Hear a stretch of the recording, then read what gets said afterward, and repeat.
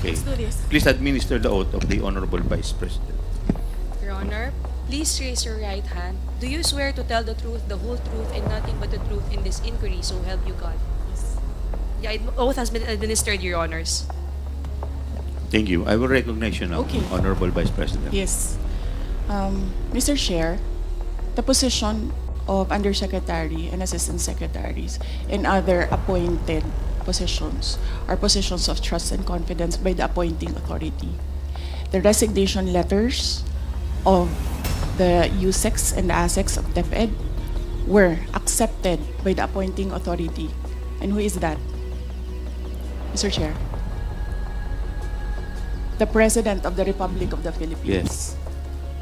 It is not the Secretary of the Department of Education. So you ask the President of the Republic of the Philippines why he accepted the resignation of the USEX and the ASEX.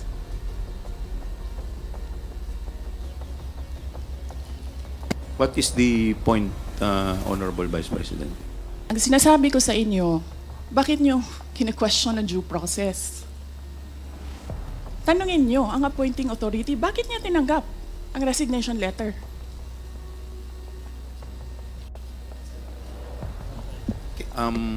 Madam Vice President, Yes, sir. we will, wala pa po tayo dun sa usapin na yun. Sa anong usapin, Later sir? later po sa binabanggit po ninyo. Sa anong Wala usap- pa po tayo sa period of interpellation. Bubuksan ko pa lamang po ang period of interpellation. Yes, sir. Nandun na kayo sa topic. Hindi po tayo nag-i-interpellation Madam ngayon. Vice President, nag-uusap po muna ang mga miyembro. Yes, so, sir. please do respect. Yung Yes, mga, I am very respectful. I am dovetailing from Congressman Marcoleta. The appointing authority is the President of the Republic of the Philippines. Why are you questioning due process in a discussion of resignation of USEX and ASEX? Wala pa pong nagtatanong about that, Madam Vice President. Sir, kinontempt nyo Madam- na, sir, dinetain nyo na yung tao for due process. Madam Vice President, Sir, nasa loob ng detention ang tao because you questioned due process. Asaan ang explanation ng due process ninyo doon? Nasaan? Madam Vice Tinanong President, kita kanina. I'm sorry, sir. Tinanong kita kanina, sino ang appointing authority? USEC ng ASEC. Anong sagot mo? Secretary. Hindi mo pa po- alam. Hindi pa po ako nagsumasagot. Hindi mo. Nakita kita, sumagot. Camera. Kita kita sumagot. Sinabi mo, Mr. Secretary. Chairman, motion to Hindi suspend. ninyo alam For 5 lahat. minutes. 1 Five minute ang minutes. reset. nag-a-appoint One ay minute President. suspension is declared by the Chair. Can we observe proper decorum, Mr. Chairman? Committee hearing resumes. Mr. Chairman? Mr. Chair, Mr. Chair? Mr. Chair. May I be allowed? Yes, Madam Vice Yes. President. you need to reconsider that extension of your detention. It was illegal in the first place. You asked the President why he accepted the resignation.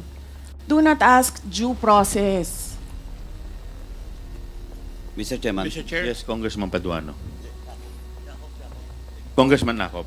Mr. Chair, Madam Vice President, if you have any question insofar as the actions of this committee are concerned, I think the proper remedy is for you to go to the court.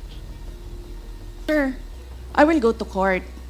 Opo, pero Oo, that is pero your... araw-araw, you are depriving a person of her liberty while I await That is precisely the point, ma'am. the... If our action of detaining your chief of staff is against the law, I think the proper remedy, and I think you're a lawyer, Yes, sir. the proper remedy is to go to the court. Sir, do you really want to show the Filipino people kung anong kaalaman ninyo sa batas?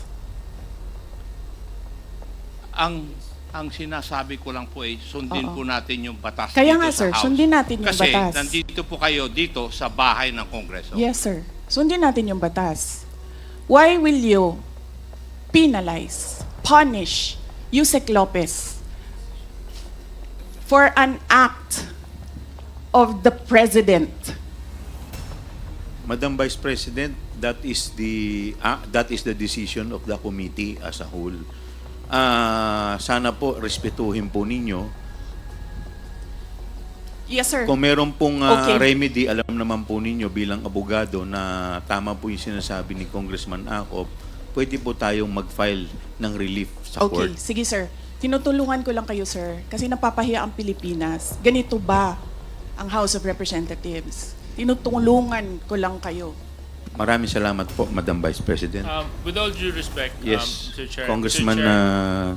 Chair, I move that we Deputy strike Speaker out. Yeah, I move that we Suarez. strike out that last comment said about the House of Representatives. I don't think that is warranted. Neither is it fair to make statements such as that. So move, Mr. Chair. Second.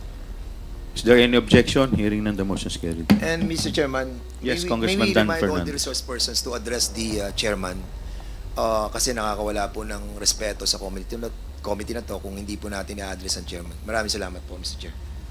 Thank you. We will now continue to the next item in our agenda. We will now proceed to the interpellation proper. The first to interpolate is the Honorable Congressman Acop.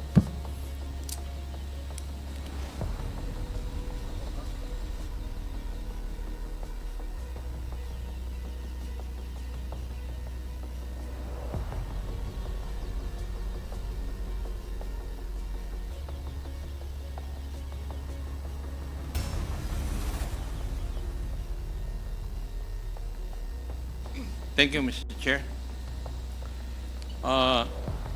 May I ask Mr. Edward Farda?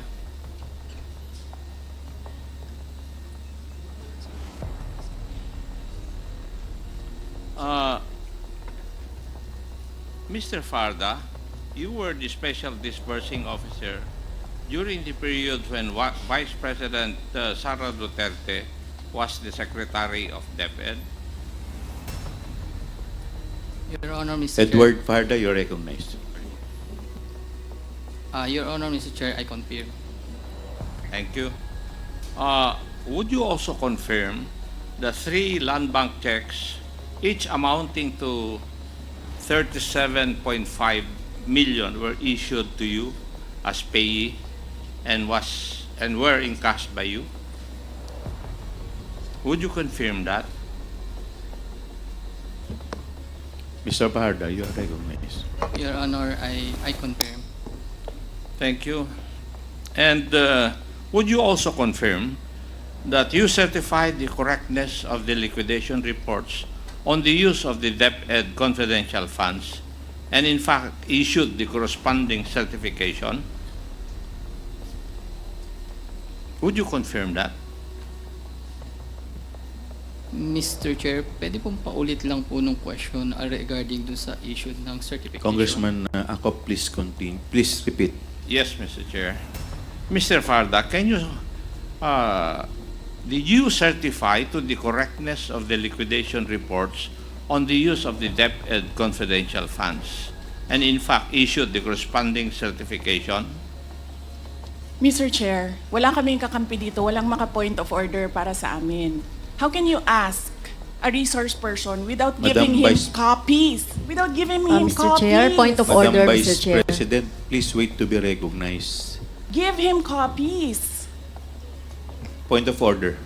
What's the point of order of the Honorable Yes, Astro? Mr. Chair, Representative Acop is asking our resource person, why is it that the Vice President is batting? Yes, Yes, the ma'am. point of order Kasi is wala dapat kaming ganon. kakampi Proper. dito, ma'am. Pero dapat Walang pakinggan maka-point 1 minute of recess declared by the order. chair. Well, point of order.